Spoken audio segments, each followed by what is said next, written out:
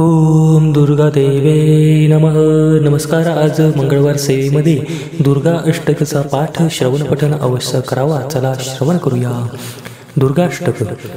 कात्यायनी महामाये खड्गबाण धनुर्धरे खड्गधारिणी चंडी दुर्गा देवी नमोस्तुते. वसुदेवसुते काली वासुदेव सहोदरी वसुंधरा श्रिये नंदे दुर्गा देवी नमोस्तुते. योगनिद्रे महानिद्रे योगमाये महेश्वरी योगसिद्धिकरी शुद्धे दुर्गा देवी नमोस्तुते.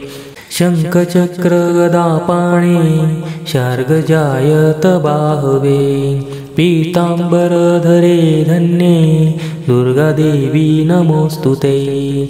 ऋग्यजुस्सामथर्वाणश्चतुस्सामन्तलोकिनी ब्रह्मस्वरूपिणी ब्राह्मी दुर्गा देवी नमोस्तुते.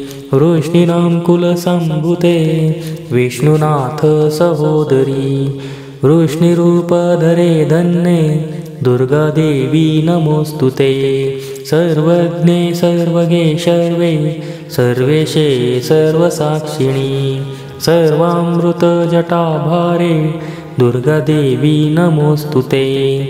अष्टबाहु महासत्वे अष्टमी नवमी प्रिये अट्टहास प्रिये भद्रे दुर्गा देवी नमोस्तुते.